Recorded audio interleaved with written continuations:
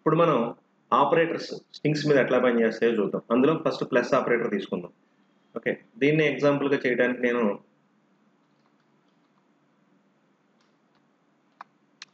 ఇలా 2 తీసుకున్నాను. ఇప్పుడు నాకు ఈ టోటల్ నేమ్ కావాలి. So emp_name equal to first_name plus last_name. Right, ఇప్పుడు ఈ రెండింటిని కలుపుతున్నాను నేను. సో ఈ రెండింటిని కలిపి emp_nameకి అసైన్ చేయాలి. ఇలా కలిపినప్పుడు ఏమవుతుంది, ఇక్కడ హరి అండ్ కిషోర్ ఈ 2 వర్డ్స్ యాడ్ అవుతాయి. యాడ్ అయినప్పుడు ఈ ఐ హరి అనేటువంటి దానిలో ఈ చివర ఓకే అండి ఈ కిషోర్ అనేటువంటిది వెళ్ళి అపెండ్ అవుతుంది. ఈ 2 కలిపి కంబైన్ అయ్యి నా కొత్త స్ట్రింగ్ కింద క్రియేట్ అవ్వడం జరుగుతుంది. ఈ క్రియేట్ చేసేటప్పుడు ఐ తర్వాత ఐకి కేకి మధ్యలో స్పేస్ రావాలి. సో అందుకని నేను ఏం చేస్తున్నాను, మళ్ళీ ఇంకొక స్ట్రింగ్ యాడ్ చేసుకుంటాను. సో టోటల్ ఇప్పుడు నేను ఏం చేస్తున్నాను, ఇక్కడ ఫస్ట్ నేమ్ ప్లస్ స్పేస్ అంటే ఒక string plus again another string.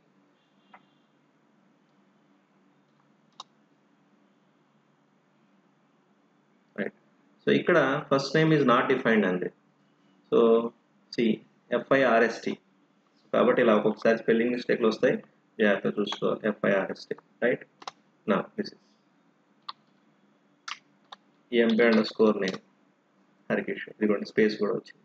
అది ఇదే కనుక మనం ఇక్కడ ఈ స్పేస్ యాడ్ చేయకుండా ఉన్నట్టయితే కనుక ఇక్కడ ఏమైంది, ఐ తర్వాత వెంటనే కిషోర్ అని వచ్చేది. సో ఇది కంకాటినేషన్. సో ఈ విధంగా మనం ప్లస్ అనేటువంటి దాన్ని మనం కంకాటినేషన్ కోసం యూజ్ చేయొచ్చు. సో కాబట్టి స్ట్రింగ్స్ మీద కనుక మనం ప్లస్ యూజ్ చేసినట్టయితే అది కంకాటినేషన్ ఆపరేటర్ కింద పనిచేయడం జరుగుతుంది. సో దీన్నే మనం ఆపరేటర్ ఓవర్లోడింగ్ అని కూడా అనొచ్చు. ఎందుకంటే ప్లస్ అనేటువంటిది అర్థమెటిక్ ఎడిషన్ కింద ఉపయోగపడుతుంది. బట్ అదే ప్లస్లో ఉన్నటువంటి ఇంకొక బిహేవియర్ ఏంటి, కంకాటినేషన్. సో స్ట్రింగ్స్ ఇచ్చినప్పుడు అది ఏం చేస్తుందంటే అర్థమెటిక్ ఎడిషన్ బదులు కంకాటినేషన్ ఆపరేటర్ కింద పనిచేయడం జరుగుతుంది. నెక్స్ట్ ఇక స్టార్ ఆపరేటర్. నా take one value Python is simple అని చెప్పి నేను ఒక స్ట్రింగ్ తీసుకున్నాను. నా వి దీన్ని నేను ఒకసారి ప్రింట్ చేయదలుచుకున్నాను. సో వి అనేటువంటి వేరియబుల్ మనం ప్రింట్ చేస్తే ఒకసారి ప్రింట్ అవుతుంది. నా ఇప్పుడు స్ట్రింగ్ మల్టిప్లికేషన్ అనేది చేయొచ్చు. వి ఇంటూ 1 చూడండి ఒకసారి. నా వి ఇంటూ 2 చూడండి. పైథాన్ ఈజ్ సింపుల్, మళ్ళీ అగైన్ పైథాన్ ఈజ్ సింపుల్. ఈ అవుట్పుట్ మొత్తం కలిపి ఒకటే స్ట్రింగ్ చూసుకోండి. సింగిల్ కోట్స్ మొత్తం ఒకదానికే వచ్చినాయి. అవుట్పుట్ మొత్తానికి ఒకటే సింగిల్ కోట్స్ వచ్చినాయి. Next v into 3 python is 3 సార్లు వచ్చింది చూడండి. పైథాన్ ఈజ్ సింపుల్, మళ్ళీ పైథాన్ ఈజ్ సింపుల్, పైథాన్ అంటే 3 సార్లు మల్టిప్లై అయింది. నా 4 ఇలా మనం ఎన్నిసార్లు అయినా సరే మల్టిప్లై చేసుకోవచ్చు. దీన్ని మనం రకరకాలుగా యూజ్ చేసుకోవచ్చు అండి. ఫర్ ఎగ్జాంపుల్ ఏదైనా ఒక కొత్త స్ట్రింగ్ తీసుకోండి. For example v equal to నేను ఒక సింబల్ తీసుకుంటాను. నా v into 10 that is printing 10 times the same symbol. Example 30 times it is printing. So ఈ విధంగా మనకి ఎప్పుడైనా అవుట్పుట్లో రిపీటెడ్గా సేమ్ అవుట్పుట్ మనం రిపీట్ చేయాలనుకున్నప్పుడు అట్మని నెంబర్ ఆఫ్ టైమ్స్ రాయాల్సిన అవసరం లేకుండా, జనరల్గా అయితే దీనికి మనం లూపింగ్ కాన్సెప్ట్ వాడాలి. అలా అవసరం లేకుండా జస్ట్ స్టార్ని యూజ్ చేసినప్పుడు ఏమవుతుందంటే స్ట్రింగ్ అవుట్పుట్ అనేటువంటిది మల్టిప్లై అవుతుంది. సో ఈ విధంగా మనం స్టార్ని యూజ్ చేసుకోవచ్చు. నెక్స్ట్ ఇంకేం ఆపరేటర్స్ ఉన్నాయి మనకి అంటే for example comparison. So comparison అంటే ఏమేమి వస్తాయి, greater than, less than, greater than equal to, less than equal to ఇలా వస్తాయి. ఇప్పుడు 2 స్ట్రింగ్స్ని మనం కంపేర్ చేయవచ్చా? రైట్, దీన్ని తెలుసుకునే ముందు ఫస్ట్ మనం ఏం చేద్దామంటే ఒక వేరియబుల్ తీసుకుందాం. V equal to A and v2 equal to B. So 2 string variables తీసుకున్నాను. బట్ రెండిట్లో కూడా నేను సింగిల్ క్యారెక్టర్స్ తీసుకున్నాను, ఏబి. ఎందుకంటే స్ట్రింగ్ కంపారిజన్ తెలియడానికి ముందు బేసిక్ లెవెల్ ఇది నా, కాబట్టి కొంచెం ఓపిక్గా వినాలి. రైట్, నా v1 ఈక్వల్ టు v2 అని అడుగుతున్నాను నేను. ఫాల్స్. ఇక్కడ 2 రకాల పాసిబిలిటీస్ ఉంటాయి. ఒకటి ఏబి రెండు ఒకటి కాదు. రైట్, సో ఆ రకంగా చూసుకోవచ్చు కంటెంట్ పరంగా. ఇప్పుడు మనం ఏం చేద్దాం, v3 ఈక్వల్ టు ఏ అని తీసుకుంటాం. సో అప్పుడు V3లో ఉన్న కంటెంట్ ఏ అండ్ V2లో ఉన్న కంటెంట్ బి, రైట్. ఇప్పుడు నేను V1 ఈక్వల్ టు V3 అన్నాను అనుకోండి,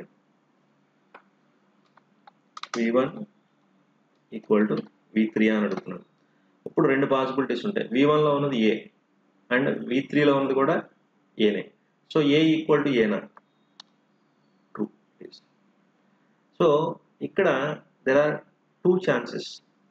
ఇక్కడ ఏం జరిగింది, V1 అనేటువంటి V1లో ఉన్న కంటెంట్ ఏ V3లో ఉన్నటువంటి కంటెంట్తో కంపేర్ అయిందా? ఓకే అండి. సో చూడటానికి అలాగే ఉంది. V1 equal to A and V3 equal to A. A ఒకటి కాబట్టి ట్రూ వచ్చింది, ఇక్కడ ఏ బి ఒకటి కాదు కాబట్టి ఫాల్స్ వచ్చింది అని ఇక్కడ వరకు మనం కంక్లూడ్ చేసుకోవచ్చు. కాకపోతే మనం ఇంకా కొంచెం క్లారిటీగా రావాలి. ఎట్లా అంటే, ఇప్పుడు ఈ రెండు వేరియబుల్స్ యొక్క ఈ మూడు వేరియబుల్స్ యొక్క ఐడియల్ చెక్ చేయండి. మనకి ఈజ్ అనేటువంటి ఆపరేటర్ ఉంది, ఓకే అండి, ఐడెంటిటీ ఆపరేటర్, రైట్.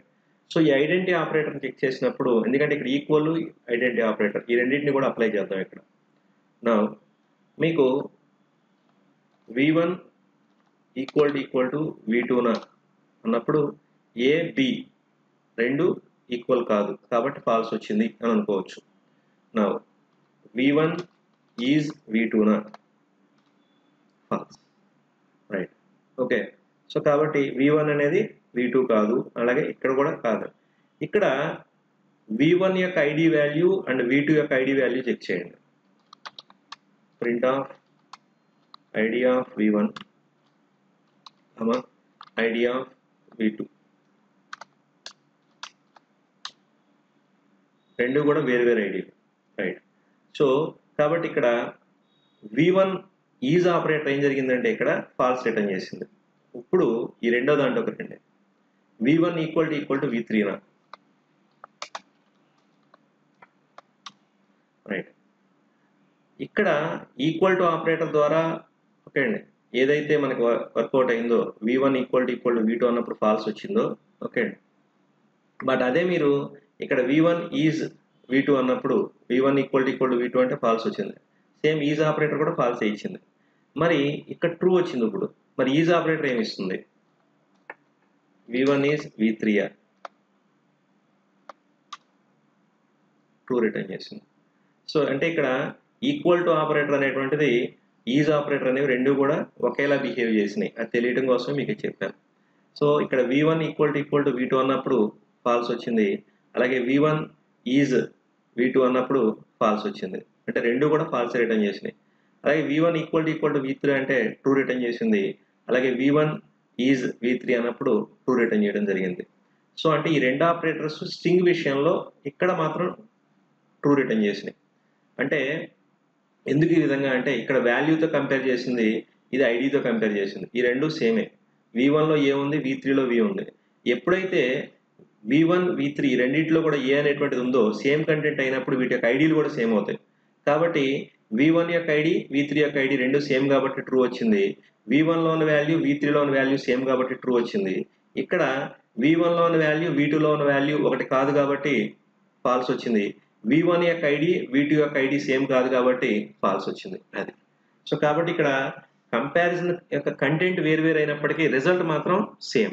ఇక్కడ వాల్యూ బేస్డ్, ఇక్కడ ఐడి బేస్డ్. అది అందుకోసం అది తెలియటం కోసమని మీకు ఇది రాయటం జరిగింది. Next, not equal to compare చేయొచ్చా?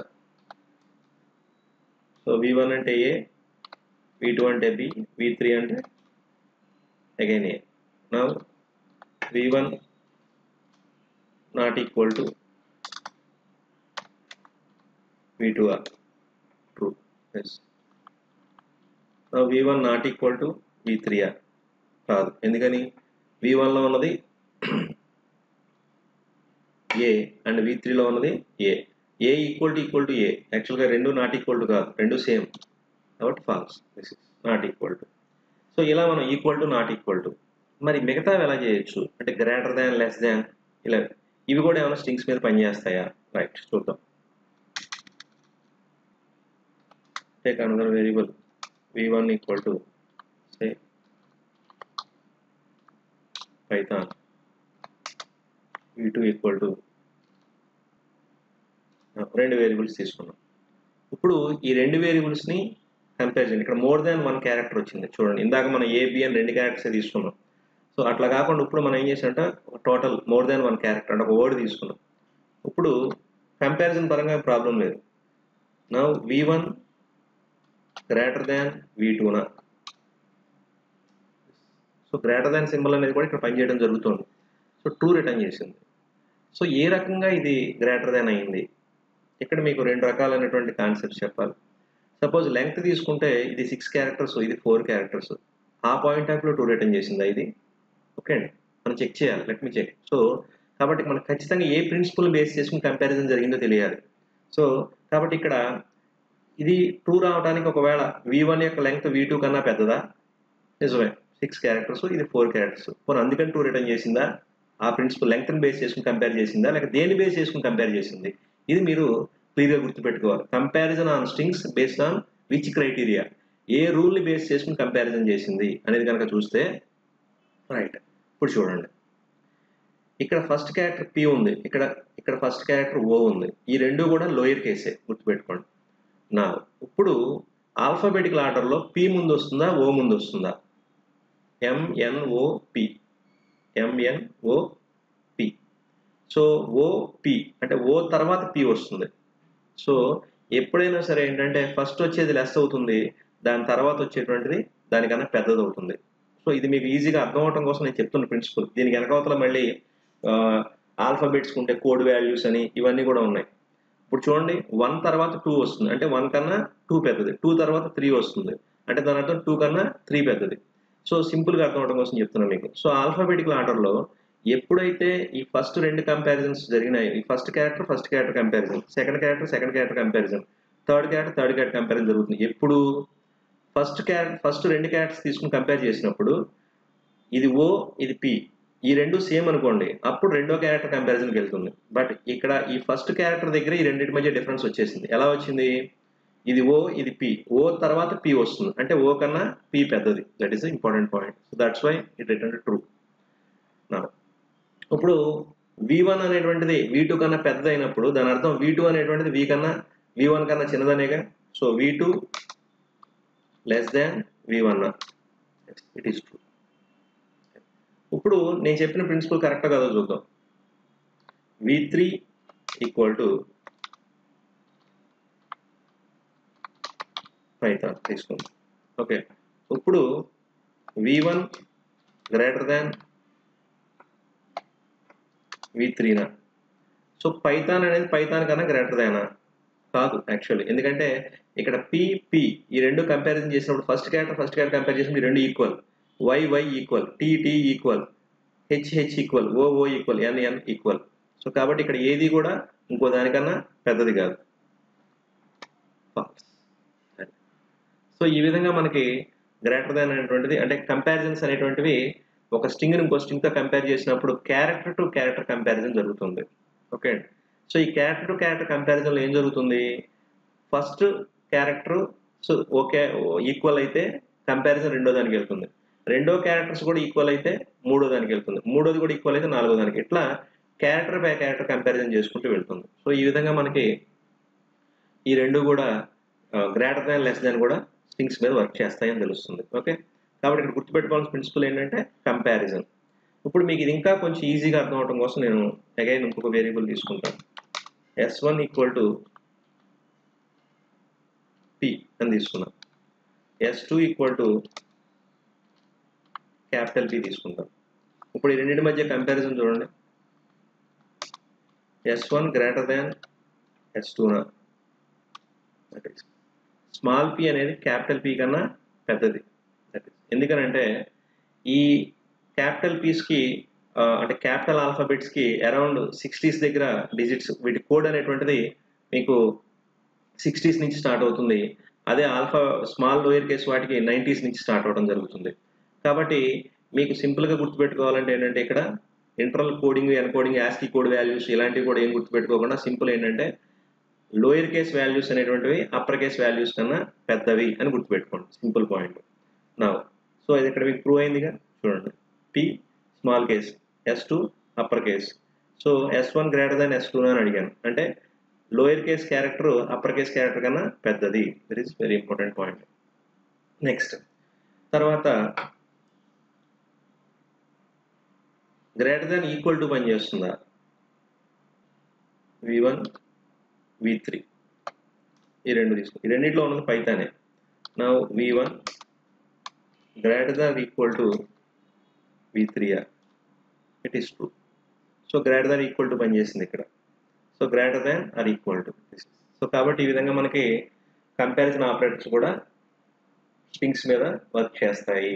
కాకపోతే ఏ ఆపరేటర్స్ అయినా సరే ఆ పర్టికులర్ డేటా టైప్స్ మీద వర్క్ చేసేటప్పుడు వాటి యొక్క బిహేవియర్ మారే అవకాశం ఉంటుంది. కాబట్టి మనం with respect to data types, so ఈ ఆపరేటర్స్ ఆ పర్టికులర్ డేటా టైప్స్ మీద పనిచేసేటప్పుడు వాటి బిహేవియర్ ఎట్లా ఉంటుంది అంటే ఇదే బిహేవియర్ న్యూమరిక్స్ మీద అయితే ఎట్లాగా, ఫ్లోట్స్ మీద అయితే ఎట్లాగా, బూల్ మీద అయితే ఎట్లాగా, స్ట్రింగ్స్ మీద అయితే ఎట్లాగా, అలాగే మిగతా మల్టీ వాల్యూ డేటా టైప్స్ మీద అయితే ఎట్లాగా, ఇలా మనం స్టడీ చేయాల్సి ఉంటుంది. కాబట్టి అన్నిటికీ ఒకే రకమైన బిహేవియర్ మనం ఒక్కొక్కసారి ఎక్స్పెక్ట్ చేయకూడదు, కొంచెం చేంజెస్ ఉంటూ ఉంటాయి. Right. So comparison operators. Next తర్వాత